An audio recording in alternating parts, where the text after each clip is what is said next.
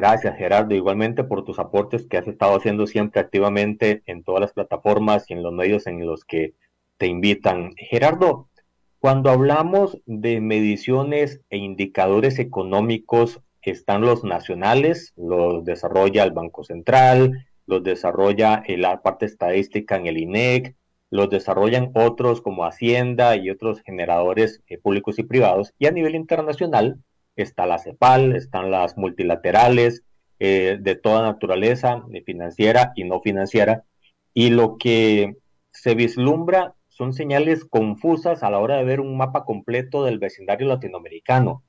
Cuando vos agarras toda esa data de los organismos internacionales, de los organismos nacionales, y visualizas la foto completa, cuál es el equilibrio, el punto de encuentro y la coincidencia para poder establecer el tiempo actual económico de Costa Rica.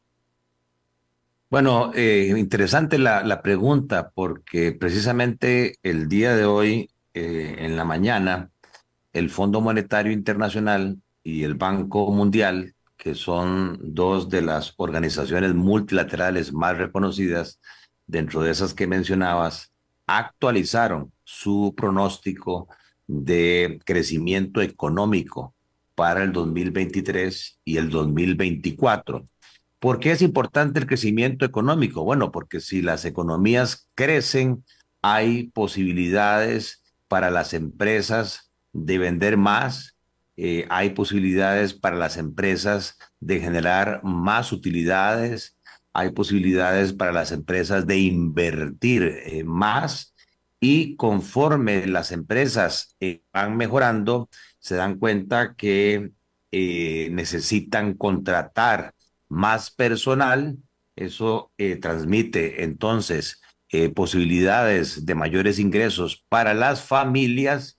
Al tener mayores ingresos, las familias tienden a consumir más y entramos en un círculo virtuoso que hace que el bienestar colectivo se vea incrementado, que al final es el objetivo de cualquier partido político o de cualquier mandatario, no importa la ideología que predique.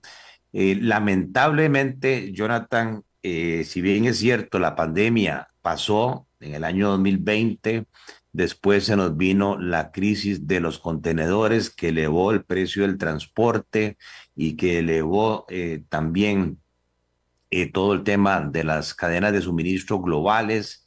Después se nos de Rusia a Ucrania en febrero del 2022 que disparó la inflación mundial, sobre todo de energía, petróleo y de alimentos. Y el mundo venía, por decirlo así, en una recuperación lenta, incluso mostrando signos de desaceleración económica. Por dicha, el fantasma de entrar a una recesión global hasta el día sábado se había subsanado y había mucha esperanza que volviéramos a tasas de interés bajas, que la inflación bajara y que el mundo empezara a reactivarse. Lamentablemente, nadie tenía previsto otro fenómeno internacional geopolítico, que es este enfrentamiento entre Hamas e Israel, que todavía los analistas pues están sacándole punta al lápiz de lo que pueda pasar, pero pareciera ser que la cosa va a ir más allá. Esperaríamos que no. Entonces, en general, lo que te puedo decir es que el fondo pronostica que el crecimiento mundial que venía siendo 3,5% en el 2022 cae al 3% ahora en el 2023 y vuelve a caer en el 2024 un 2,9, y que la inflación vaya bajando del 8,7 en el 2022 a un 6,9 en el 2023 y a un 5,8 en el 2024, que siguen siendo tasas de inflación relativamente altas porque los países desarrollados tienen para mí metas ambiciosas de hacer regresar la inflación al 2%, pero hoy hay discusiones en el mundo si esa meta de inflación ante las circunstancias tan volátiles que hay es muy optimista y si deberíamos parquear la inflación mundial en el 3% para que la política monetaria se suavice un poco y que tengamos tasas de interés mundiales más bajas para que los países como los nuestros no se vean tan afectados en desmotivar la inversión, el consumo y su crecimiento económico. En general, entonces te diría que es un mundo todavía incierto, es un mundo lleno de divergencias y quizás la única buena noticia que trae este informe es que en el caso de Estados Unidos, que es nuestro principal socio comercial, las proyecciones de crecimiento son elevadas, que en el mes de julio el fondo creía que Estados Unidos iba a crecer 1.6 y ahora están proyectando 2.1 y para el 2024 1.5. Esa es nuestra gran oportunidad, sinceramente. La gran oportunidad es que los Estados Unidos tienen un impacto en Costa Rica muy fuerte en todo lo que tiene que ver con exportaciones, en todo lo que tiene que ver con inversión extranjera directa y en todo lo que tiene que ver con el turismo. Y además que cada vez más la globalización como la conocíamos, un proceso en donde algunos escritores decían, como Thomas Friedman, que el mundo se volvió plano y que ya no había barreras ni para las personas ni para los bienes.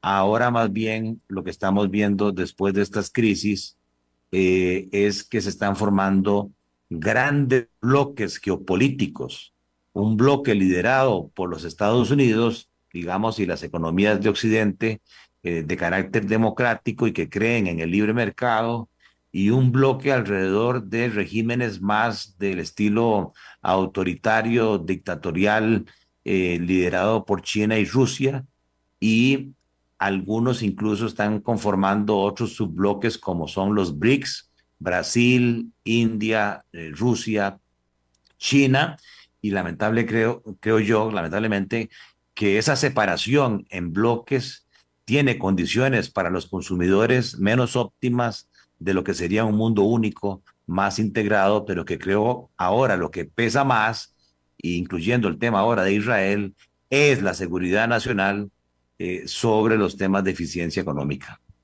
Gerardo, antes de entrar en un tema muy específico que es el sistema financiero nacional, y quisiera hacer una repregunta a lo que estás diciendo. En efecto, hasta el viernes a medianoche, hora Costa Rica, las proyecciones eran X y todo el mundo estaba proyectando bolsas de valores, ustedes economistas como tal, asesores financieros en todo la pero del sábado para acá es casi que un reescribir las proyecciones que se estaban haciendo. ¿Habría posibilidad de que estas mediciones que dan a conocer estos organismos internacionales que decías se puedan ajustar en el corto plazo dependiendo de si la escalada de violencia en el Medio Oriente se sigue pues activa? Sin ninguna duda, o sea, el mundo está ahora a la expectativa de qué es lo que va a pasar. Hay muchas sospechas que detrás de esta organización terrorista Hamas, y yo en esto no tengo partido a favor de Palestina o a favor de Israel, pero sí definitivamente yo no voy a estar en favor de cualquier grupo terrorista o narcotraficante. Y para mí Hamas es un grupo terrorista y las imágenes que hemos visto son terribles, sin decir con esto de que Israel no ha cometido también sus errores. La expectativa que existe en este momento es qué va a pasar porque se especula que Irán tiene algún tipo de relación con lo que ha sucedido, y que eventualmente el bloque de los países árabes musulmanes podría, ¿verdad?, tomar esto como eh, una bandera contra Israel, y ya los Estados Unidos y sus amigos occidentales se han manifestado en favor de Israel. no quisiera yo pensar que esto escalara a nivel mundial, no solamente por el tema de violencia y lo más duro que es el sacrificio de vidas humanas, sino que cuando esto pasa, ya lo vimos con la invasión de Rusia a Ucrania, los mercados financieros mundiales se vuelven muy nerviosos, Así es. muy inciertos, muy volátiles. ¿Y qué es lo que sucede? De que el dólar es lo más pendejo que hay, la riqueza es lo más pendejo que hay, entonces empieza a ver lo que se llama técnicamente el flight to quality. Los grandes inversionistas empiezan a buscar dónde guarecerse. Y lo que se ha demostrado es que el gran ganador son los bonos del Tesoro americano, ¿verdad? Ujú. Que tendrían una gran demanda, su precio sube, el dólar se fortalece, contra las otras monedas, tendríamos una escalada de tasas de interés y de inflación otra vez, y de evaluaciones en el mundo, lo cual tendría efectos nocivos sobre la recuperación económica y afectaría el crecimiento económico y lamentablemente los niveles de pobreza. O sea, no hay efecto bélico que tenga consecuencias económicas para el mundo. Obviamente, sí hay gente que se ve favorecida, pero en tipos de actividades no deseables. Los que fabrican todos esos armamentos militares y todos esos instrumentos ahora de alta tecnología, ¿verdad? Para parar todo lo que son los misiles y demás, pues ganan porque son armamentos con costos millonarios. O sea, las fábricas de ese tipo de productos se ven incrementadas, pero no es el tipo de producción que uno quisiera que el mundo estuviese generando. Entonces, en estos días hay que estar muy pendientes, hay mucho temor y lamentablemente siendo nosotros un país importador de capitales, tanto financieros como de inversión, eh, ante un mundo incierto y volátil, no ganaríamos con que esta situación se vea agravada. Eh, ¿Cómo ves el tema de los BRICS? Porque en América del Sur, Argentina específicamente, hay un debate muy fuerte de el camino hacia la OCDE o el camino hacia los BRICS y todo lo que pueda generar en torno a la economía tan endeble de ellos. Y toco el tema antes de entrar en Costa Rica porque, a ver, no somos una economía tan grande como para poder tener independencia de lo que pasa alrededor de nosotros en América Latina. Y Argentina no deja de ser un actor importante en el contexto en el que nos relacionamos.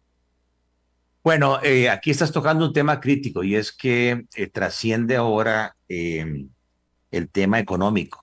La economía se rige por principios, digamos, de economía que llamamos positiva en cuanto a la búsqueda de eficiencia económica, producir lo mismo con menos recursos o producir más con la misma cantidad de recursos, con el propósito de sacarle el mayor rendimiento a los factores productivos, tierra, trabajo, capital, y con eso llevar las posibilidades de consumo de los países más allá de sus posibilidades de producción, cosa que se demuestra que se logra a través del libre comercio y de los libres mercados. Lamentablemente, esas discusiones de carácter económico están cediendo a temas ya de carácter político. Lo que estamos viviendo es una guerra ideológica, una fragmentación del mundo desde el punto de vista de ideas. Por un lado, China, que pretende ser el nuevo poder mundial, y los Estados Unidos, que tratan de defender su hegemonía.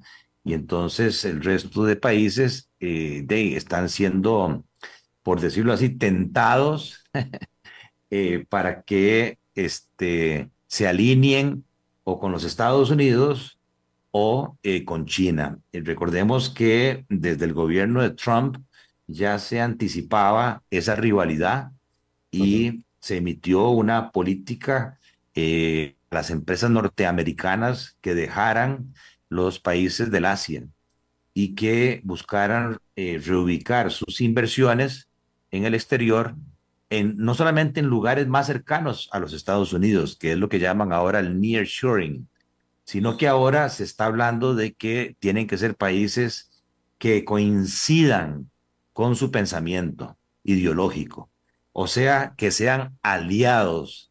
Y entonces cambia el concepto a friend shoring, o sea, reubicar las inversiones en países que Amigos. coinciden y que son amigos, ¿verdad? Hay un estudio del BID muy interesante en Latinoamérica en donde dice que bajo ese concepto de los Estados Unidos hay 3 países en Latinoamérica que podrían ser ganadores atrayendo esos flujos de inversión, que estamos hablando de miles de millones de dólares y que estamos hablando de las principales compañías mundiales que van a reubicar sus fábricas, ¿verdad? Este, Uruguay, que la está haciendo muy bien para mí, Sí, ¿verdad? están haciéndolo bien. Antes de Petro, Colombia, ¿verdad?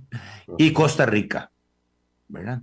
Lo que pasa es que, para fortuna o para desgracia, Latinoamérica se está llenando políticamente de pensamientos más de izquierda, de Así es. pensamientos más en contra del libre mercado y en contra del capitalismo salvaje y las ideologías contra los yanquis, yanquis go home. Y lo que vemos es una salida, una fuga de capitales. En el caso de Colombia, aquí a Costa Rica están llegando inversiones importantes colombianas, porque resulta que el socio más cercano era Venezuela, ¿verdad? Ese intercambio se cae y ahora hay mucho temor de los empresarios colombianos con la línea de pensamiento de Petro. Y entonces, ante tu pregunta, la llegada de Lula en Brasil, la llegada de Petro a Colombia, lo que vaya a suceder ahora en Ecuador, lo que vaya a suceder en Argentina, ¿verdad? Ha hecho que hasta el momento haya una preferencia para no depender de los Estados Unidos, sino conformar un bloque alrededor de China, alrededor de India, que India está creciendo a tasas quizás las más altas del mundo en este momento, 6, 7%. Acaban de mandar sus ciudadanos a conquistar la luna, ¿verdad? Pretenden convertirse en una nueva potencia económica mundial. Y entonces ese grupo de los BRICS se está conformando cada vez más. Tienen un banco, porque ellos no creen en el BID, en el Banco Mundial, en el Fondo Monetario, porque consideran que son manejados por los Estados Unidos e incluso están pensando en crear su propia moneda para no depender en las transacciones comerciales del dólar. Habría que ver ahora en Argentina qué va a suceder, porque si Milei Si me le llega gana, a... los BRICS se entierran. Viva la libertad, carajo, dice. De hecho, si gana Patricia Bullrich, también los BRICS se Es entierran. exactamente. Entonces, yo te diría que todavía la hegemonía de Estados Unidos no está en entredicho, ¿verdad? El poderío Claro. americano sigue siendo muy fuerte, pero dependiendo de cómo avancen estos temas geopolíticos y sobre todo los temas China, Rusia, Irán, ¿verdad? Que están muy fuertes en nuestro vecino del norte, en Nicaragua. Es evidente que Nicaragua está aliado con ese bloque y por eso creo yo, leyendo entre líneas, la urgencia que el señor Biden se preocupara por Costa Rica y que invitara al presidente Chávez al Capitolio. O sea, yo creo que se están dando cuenta que desde el punto de vista geopolítico, Costa Rica vuelve a ganar importancia de las grandes democracias latinoamericanas y también, ¿por qué no decirlo? Hay temores que la guerra no se manifieste militarmente hablando, sino la guerra que se está dando es por el espacio cibernético. Y entonces tenemos la gran lucha por el liderazgo de Las comunicaciones. la nueva tecnología, las telecomunicaciones, que es la red de banda ancha 5G, por donde circula, por decirlo así, toda la telefonía móvil y que permitiría, ahora sí, desarrollar la inteligencia artificial, desarrollar el Internet de las cosas, especialmente para las empresas, y quien venía liderando ese mercado son los chinos, definitivamente. Y por eso uno se cuestiona el decreto que firmó Costa Rica urgentemente, fundamentado en un convenio de Budapest, que está dejando por fuera A China. de taquito a todas las empresas que pertenezcan a China. Y quien más ha invertido en la red 5G en Costa Rica, más de 200 millones de dólares en este momento, es Huawei, que es una compañía china y está quedando fuera, ¿verdad? De poder desarrollar 5G en Costa Rica. Eso va a traer toda una discusión porque obviamente ahí hay una presión ideológica de los Estados Unidos, ¿verdad? Para aprovecharse de ellos, pero la gran pregunta es, desde el punto de vista del usuario, del consumidor, ¿qué pasa si los chinos tienen que botar toda la inversión que han hecho en las redes, en las fibras, y hay que invertir de nuevo? Bueno, ¿quién va a asumir esa inversión? Porque los Estados Unidos no dieron plata, más que 20 millones de dólares para temas de los ataques cibernéticos, que es otro riesgo. Si tenemos un vecino aliado con China, con Irán, con Rusia, muy posiblemente los ataques cibernéticos desde ahí se van a promover a Latinoamérica. El tema es que las tarifas, en consecuencia, y la libertad de elección de las nuevas tecnologías, si ese decreto sigue vigente, creo yo que los platos rotos los pagarían los consumidores. Gerardo, entrando después del análisis que estás haciendo y la oportunidad que tiene Costa Rica para no desacelerar el crecimiento que pueda llegar a tener en función de los indicadores internacionales y en función de la coyuntura bélica que hay en este momento en Medio Oriente, ¿cuál es el escenario actual del sistema financiero nacional, entendiendo el sistema financiero para nuestros amigos oyentes, que involucra bancos, cooperativas, mutuales y todo lo que compone este ajedrez financiero en Costa Rica? ¿Cuál es la realidad hoy versus el mismo periodo del 2022 para tener un comparativo? Eh, Muy buena pregunta, Jonathan. Qué interesante esto. Y hago la aclaración, o sea, mucha gente dice, ah, es que él defiende a los bancos. Yo trabajé en banca, sí, tuve esa oportunidad de desarrollarme en banca prácticamente por 26 años en Costa Rica y en algunos países de Centroamérica. Pero desde el año 2016 yo me retiré y hoy no tengo ninguna relación con ningún banco costarricense. Solo pertenezco a la junta directiva del Banco Cuscatlán del Salvador, que no tiene operaciones en Costa Rica. Así es. Pertenezco a la junta directiva, sí, de Mercado de Valores de Costa Rica, que es un puesto de bolsa y una sociedad de fondos de inversión, pero que no tiene banco. Y pertenezco a la junta directiva de Financiera CAPSA, que su rango de acción es muy centrado en financiación de vehículos para hacer mercadeo Toyota Ujú. o del grupo Purdy. Entonces, el análisis que yo hago del sistema financiero es objetivo, o sea, simplemente tratando de que la gente tenga mayor educación financiera, que entienda un poco más del sistema financiero, porque Que no es eh, sencillo de entender, Gerardo, porque la fotografía completa, con todos los indicadores, no es fácil de leerla. sí, lamentablemente no tenemos esa formación y es muy importante porque, por un lado, ese análisis te puede afectar desde el punto de vista dónde voy a pedir crédito, ¿verdad? O dónde voy a depositar mis ahorros, ¿verdad? Depende de la situación financiera que tenga cada uno de los intermediarios. Todavía uno escucha a políticos, incluso en el Congreso, que no manejan muy bien estos temas y que entonces refieren al sistema bancario y cuando uno trata de entender lo que están diciendo, hacen referencia a los bancos públicos, Así es. ¿verdad? Cuando el sistema bancario incluye tanto los bancos públicos como los bancos privados, ¿verdad?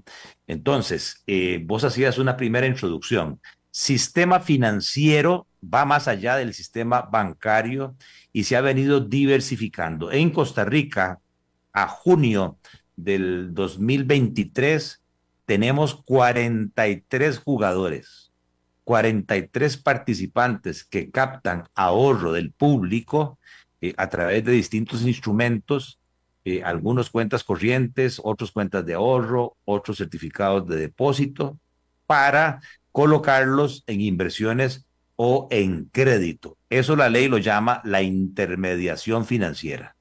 Entonces, los intermediarios financieros que toman riesgo por cuenta propia son 43. Sí, Ahí tenemos varios grupos, lo que vos decías. Están los bancos del Estado, que es el Banco Nacional, el Banco de Costa Rica, y hay uno que tiene una ley especial, pero que ya tiene un tamaño tan grande que yo sinceramente creo que el Estado costarricense jamás lo dejaría quebrar, que es el Banco Popular. no debería. No debería, y que es el Banco de los Trabajadores. Y yo por eso lo veo también como parte de los bancos del Estado, aunque literalmente la ley no lo establezca así. Y luego tenemos alrededor de 9 bancos privados, que ahí lo importante es que los bancos privados en Costa Rica cada vez más son menos pertenecientes a costarricenses. Así es. Los bancos privados hoy en su mayoría son subsidiarias de grupos colombianos. Por eso lo que está sucediendo en Colombia con Petro tiene repercusiones aquí en Costa Rica porque PAC, porque Da Vivienda, ¿verdad? Pertenecen a grupos empresariales inmensos colombianos. También tenemos presencia de banco canadiense como lo es el Scotia Bank, o tenemos presencia de bancos nicaragüenses como es el Banco La FICE o como es Promérica, o bancos panameños como es el Grupo Prival. Básicamente los bancos puros costarricenses que nos quedan es Improsa, Ujú. Catay, y BCT. Eh, entonces, aparte de eso, se han desarrollado cada vez más intermediarios a través del esquema de cooperativas de ahorro y crédito, que Que no son nada nacieron pequeñas. exactamente, interesante eso, nacieron como entidades de ahorro y crédito cautivas, que se llama, o sea, dirigidas a un segmento muy particular, pero algunas cooperativas se han abierto y simplemente te dicen, yo le puedo dar crédito, mire, pues que yo no estoy afiliado a la cooperativa, no importa, tome, aporte aquí 10,000, 20,000, 50,000 colones y lo afilio a la cooperativa y le puedo prestar. Entonces, hay algunas cooperativas como Cope Alianza, Copenae, Cope Servidores, Cosique, que ya incluso son más grandes que algunos bancos privados. Así es. Luego tenemos las financieras, que las financieras se quedaron en pequeñito, están muy parqueadas en nichos. Ahí está la financiera CAFSA, que yo te mencionaba, está la financiera Comeca, está un grupo que se llama Multimoney, Ujú. que está ligado con el grupo que posicionó este producto Beto Te Presta. Está la financiera Monge, que está ligado a otro negocio de línea blanca, que es el tema de importadora Monge, ¿verdad? Y luego tenemos las mutuales de vivienda que siempre han existido y cuyo foco ha sido la financiación de casas de habitación, pero que también se han venido sofisticando y empiezan a ofrecer productos de ahorro y también empiezan a ofrecer otras líneas de financiamiento para capital de trabajo o para créditos personales. Y puestos de Y bolsa. Bueno, en el caso de los puestos de bolsa, yo los estoy dejando fuera porque esos hacen otro tipo de intermediación. ¿Sí? Los puestos de bolsa, las operadoras de pensiones, los fondos de inversión, captan recursos del público, pero no para colocarlos por cuenta de riesgo propios, sino que los colocan según las instrucciones que le den los depositantes. Así Entonces, es. ahí el riesgo que se están corriendo los depositantes son las carteras de títulos valores, que en su mayoría son títulos del gobierno costarricense, en donde se invirtieron esos recursos. No, yo me estoy concentrando en las entidades que también captan recursos del público, pero que el depositante sabe que el riesgo que se está corriendo es del Banco BAC, del Banco de Vivienda, del Banco Nacional, del Banco Popular, de la Mutual, de la Cooperativa de Ahorro y Crédito. Si la cooperativa, si ese banco, si el BAC, si el Banco Nacional entrara en problemas, si el depositante también entraría en problemas, cosa que no pasa Con el con los puestos de colchón, bolsa. con el colchón de la ley de seguros de depósito que se aprobó hace un par de años, que le Claro, da hasta 5 millones de colones a cada ahorrante como un salvavidas parcial. lo que pasa es que todavía ese fondo, que es muy bueno que se haya establecido, porque más del 80% de las cuentas a la vista tienen saldos de menos de 6 millones de colones, Ujú. están protegidos por ese fondo, pero como es de recién inicio, las Hay que dejar primas que que se madure. pagan, exactamente, hay que dejar que crezca, todavía está muy, muy pequeño. Entonces, bueno, y se me queda un jugador muy grande, que desde el punto de vista del patrimonio, cuando hablamos de patrimonio, nos estamos refiriendo a los recursos económicos o financieros que han sido aportados por los dueños, que es la Caja del Ande. La entidad más grande del sistema financiero en Costa Rica se llama la Caja del Ande, que maneja un patrimonio de 2.000 millones de dólares perteneciente a sus afiliados, que básicamente son el ejército del país, como llaman algunos. Profesores, Eh, Son los profesores, son los educadores. Tienen una máquina de captación automática, porque ellos operan mensualmente deduciendo de los salarios de los educadores un porcentaje que constituye el aporte al capital de esta entidad que se llama la Caja de El Ande.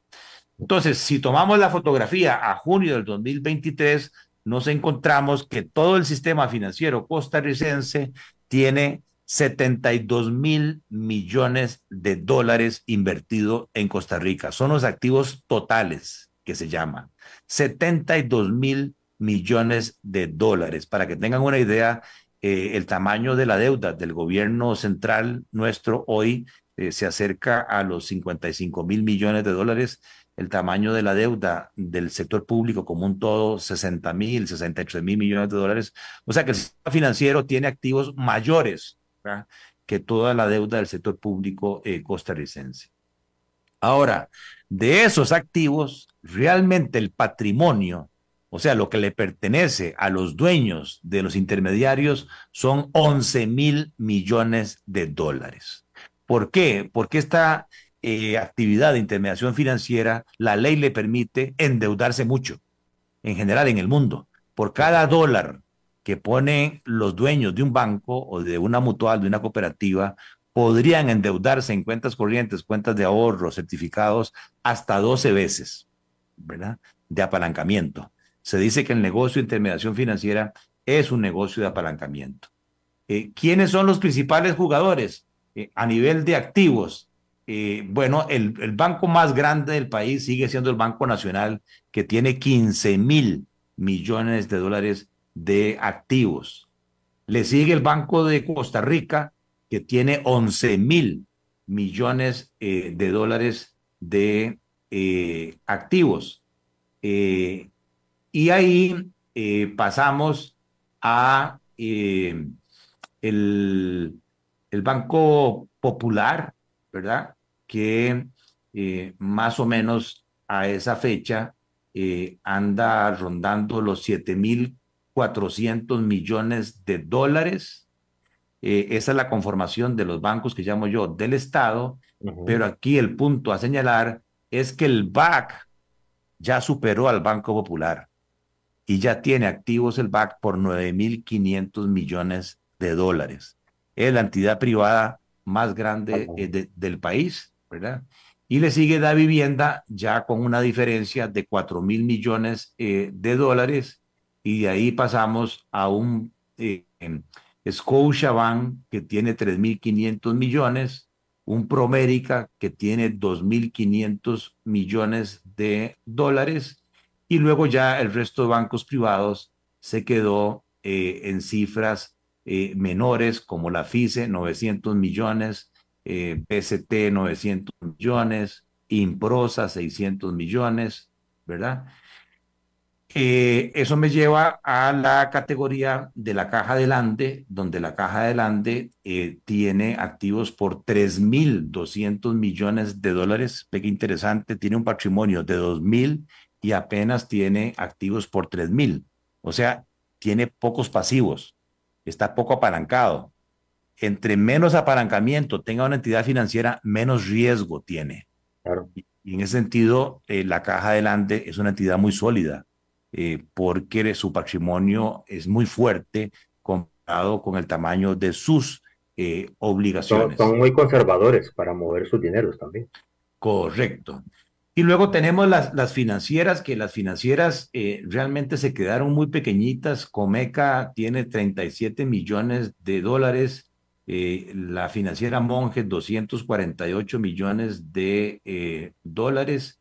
Tenemos el caso de Cifin, que tiene 400 millones de dólares, Multimoney, 253 millones de dólares.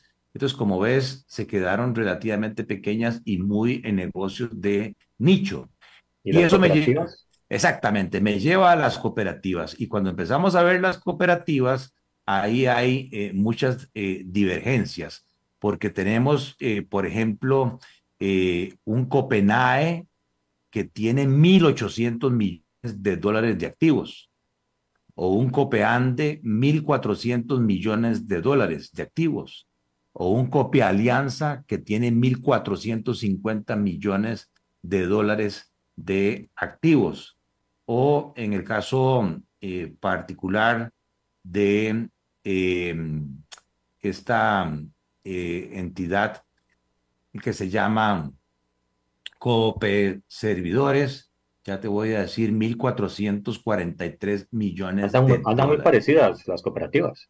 Esas son las grandes cooperativas. Luego tenemos Cosique con 560, y después de ahí hay un montón, más de 20 cooperativas, pero que son pequeñitas, con activos de 60 millones, como Cope Grecia, Cope Judicial, 73 millones, Cope San Marcos, 27 millones, Cope Una, 24 millones, Cope Car, 19 millones, Cope Vegra, 60 millones. ¿Ves? Esas son más de nicho, más enfocadas.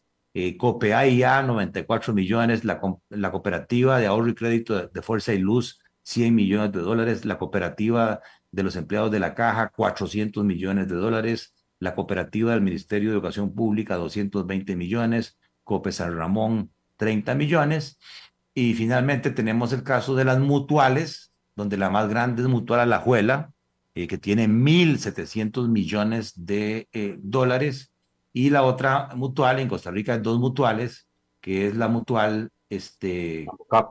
Cartago, ¿sí? Conocida como la MUCAP, que en este caso en particular, si la busco por acá, tiene 892 millones de dólares de activos. A tu pregunta, ¿cómo le ha ido al sistema financiero en el primer semestre del 2023? Pues yo diría que no les ha ido bien. Es un primer semestre más malo comparado con el primer semestre del año pasado. Hay una caída de utilidades. En total se van ganando 214 millones de dólares en el primer semestre. A eso se le llama la utilidad neta Ujú. generada en el negocio. Y cuando lo comparamos, ese resultado final consolidadamente del sistema financiero en el primer semestre, repito, lo que nos da es un total de 212 contra 391 millones. O sea, hay una caída significativa de utilidades de del un 30%, 46%, seis ha caído la utilidad. muchísimo. ¿Y por qué razón? Bueno, porque especialmente en los bancos privados, sus patrimonios están en dólares y hay una obligación de llevar las contabilidades en colones. Y entonces, claro, ese patrimonio hay que valorarlo todos los meses con el tipo de cambio vigente al final del mes. Y como hemos tenido una apreciación cambiaria, o sea, los dólares valen menos, prácticamente un 20% menos, solo ahí el sistema financiero ha tenido pérdidas contables de valoración de 150 millones de dólares. Cuando el año pasado había devaluación y por el contrario tuvieron ganancias de 100 millones. O sea, que solo ahí el sistema ha perdido contablemente, no es que se realizaron esas pérdidas, porque son pérdidas de valoración. Si salieran a vender esos dólares, pues sí se realizan, pero por el momento son meramente de valoración. Solo ahí se han perdido 252 millones de dólares, pero también hay un fenómeno y es que las tasas de interés por el tema de inflación respecto al año pasado han subido y eso ha hecho que los bancos paguen más intereses por sus ahorros. Ahí está más Entonces, pérdida. el gasto financiero, ¿verdad? Les ha subido prácticamente 650 millones de dólares. Y finalmente, las reservas por incobrables prácticamente siguen iguales. El gasto que se hace para prevenir incobrables siguen iguales. Y desde el punto de vista de los gastos de administración, cuando uno calcula las cifras en dólares, lo que le pasa a muchas empresas en este momento, que como el tipo de cambio es más bajo, el equivalente en dólares de los gastos de personal y de los gastos operativos de los bancos, ahora en dólares es mayor por la apreciación. Ha subido 200 millones de dólares los gastos administrativos. Entonces, yo diría que esta radiografía, si yo lo pongo con las compañías exportadoras, con las compañías turísticas, con las compañías que están ligadas con competidores de importación, el fenómeno es el mismo. El año 2023 es un año muy malo en resultados y por lo tanto va a ser un año muy malo en recaudación de impuestos, porque el sistema financiero en el primer semestre de este año va a pagar 134 millones de dólares de impuestos, pero el año pasado habían pagado 210 millones. O sea que si hiciéramos el corte a hoy, el Ministerio de Hacienda va a recaudar 72 millones de dólares menos de impuestos y si lo hacemos anual, serían casi 150 millones menos de impuestos por las pérdidas cambiarias que se están dando con la apreciación. Yo te diría que eso, pues, da un resumen, me da pena porque prácticamente se nos va la hora del programa, pero creo que era importante que tuvieran los seguidores una radiografía. No con esto estoy diciendo de que los bancos vayan a quebrar o los intermediarios, no, siguen ganando plata, ¿verdad? Pero Pero la menos. renta, claro, y las rentabilidades que están teniendo sobre el patrimonio, que es lo que interesa para un inversionista, cuánto está rentando mi banco. A veces uno escucha a diputados, a políticos, tirándole a los bancos, que es que ganan mucha plata, pero solamente se fijan en la utilidad y no se dan cuenta que en el sistema financiero costarricense hay invertidos 10.000 millones de dólares de patrimonio para ganarse en un semestre 200 millones. Multiplico por dos, se ganan 400 millones. Eso significa que la rentabilidad sobre ese patrimonio en colores es de un 4%. O sea que un accionista de un banco en este momento, que es un momento coyuntural, le sería más rentable vender el banco y colocar esa plata en bonos del gobierno de Costa Rica que están pagando o en un bono del Tesoro de los Estados Unidos que a un año plazo está pagando ya prácticamente 5.25 en dólares, ¿verdad? Pero esto es coyuntural. Obviamente en otros años la rentabilidad ha sido mayor, pero si lo medimos a esta fotografía, el año pasado la rentabilidad en colones era de un 9%. O sea, tampoco es que los bancos en Costa Rica ganan mucho dinero. Ahora, eso no quiere decir que sea parejo. hay intermediarios financieros que por su gestión están teniendo rentabilidades muy buenas. Digamos, el año pasado, una vivienda rentó un 20%. Ahora se está viendo muy afectado, apenas se está rentando 1.7.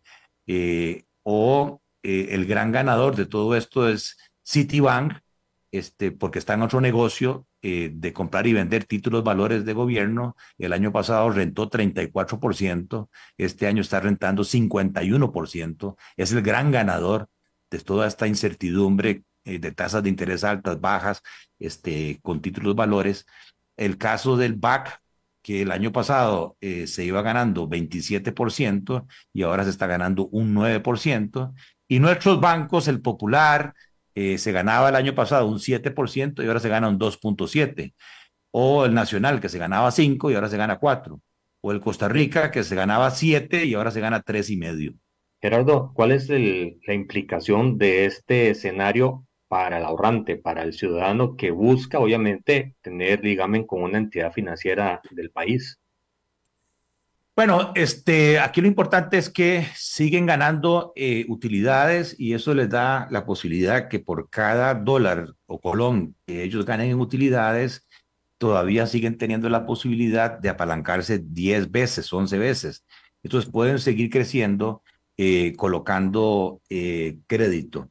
Las pruebas que ha hecho el Consejo Nacional de Supervisión del Sistema Financiero y la SUGEF sobre escenarios de estrés prácticamente demuestran que los bancos o los intermediarios están bien capitalizados, o sea que tienen las suficientes reservas para hacerle frente a las obligaciones líquidas que vencen en el corto plazo. O sea, los bancos no tienen problemas de liquidez, no tienen problemas de solvencia.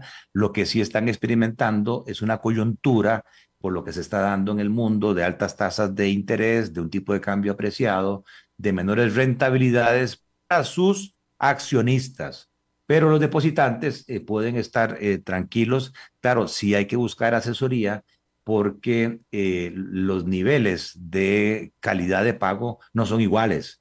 Hay intermediarios financieros que tienen una mejor calificación de riesgo respecto a otros. Y también aquí podría surgir la discusión eh, técnica, que la gente tenga información. Los dueños de los bancos del Estado somos supuestamente cada uno de Todos. nosotros. Y entonces ahí sí, mire, entre el Banco Nacional, Banco de Costa Rica y Banco Popular, ¿verdad? Tienen patrimonio promedio que nos pertenece a todos nosotros de 1.600 millones de dólares, pero nos dan un rendimiento anualizado, se ganan 42 millones en este año proyectado. O sea que nos dan una rentabilidad sobre esos recursos de un 2.7%. Ahí viene la gran pregunta. Y tenemos deudas de gobierno sobre las cuales estamos pagando tasas de interés del 7, del 8, del 9. Y entonces viene la gran cuestión. ¿Valdrá la pena tomar uno de esos bancos, como es el Banco de Costa Rica, y venderlo? Y con ese patrimonio de 1.100 millones a un múltiplo, digamos, de 1.6, 1.7, recuperar 1.800 millones y abonarlo a la deuda y ahorrarnos un 7% de intereses al año, ¿verdad? Esa es la gran pregunta, aparte ya de temas ideológicos, cualitativos. No, ¿cómo vamos a vender el Banco de Costa Rica? Si es una joya histórica del país, si tiene sucursales en todo el país, aunque ahora digitalmente la gente puede entrar por celular y hacer sus transacciones, no importa el lugar, si hay presencia o no hay presencia física. Es una discusión que este gobierno quiere plantear a nivel del Congreso. Finalmente, Gerardo, nos quedan 3 minutos de programa.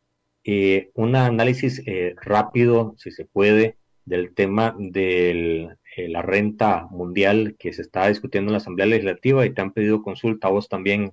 ¿Cuál es el parecer sobre esa figura que Hacienda, no la primera vez que lo pone sobre la mesa, ya el gobierno pasado lo había propuesto? ¿Cuál es tu sentir de esa iniciativa?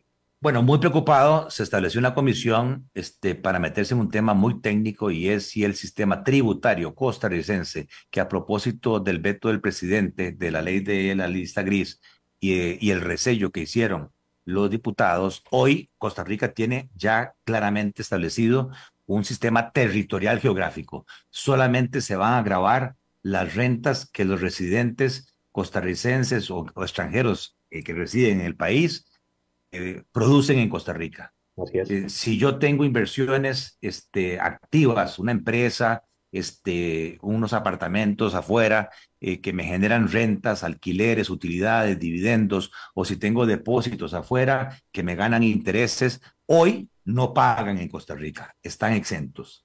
Pero la discusión de esta comisión es si deberíamos migrar a un sistema de renta mundial. La redacción que mandó el resello del presidente era migrar a renta mundial, que no importa dónde se ubique la inversión, todas las rentas que genere un residente de Costa Rica, sea en Costa Rica o fuera de Costa Rica, deberían tributar en Costa Rica. Para vos no debería avanzarse en esa línea. No, porque ya la carga tributaria dicha por el Banco Mundial de las empresas en Costa Rica sobre utilidades es de un 58%. El único Así es. país que está encima de nosotros es Nicaragua, que tiene una tasa del 60%. La OCDE tiene una tasa como del 30%. 32%, sí. Estados Unidos 26%. Y del punto de vista de las personas, yo decía ayer en la comisión que en estos momentos de incertidumbre, decirle a las personas, por más tema de justicia tributaria, que es que solo los ricos pueden invertir afuera, cosa que no es cierta. O sea, hoy el BAC, la FICE, Promérica, por Internet, te permite transferir los ahorros a Panamá e invertir en Panamá, donde la tasa de impuesto de intereses es cero, ¿verdad?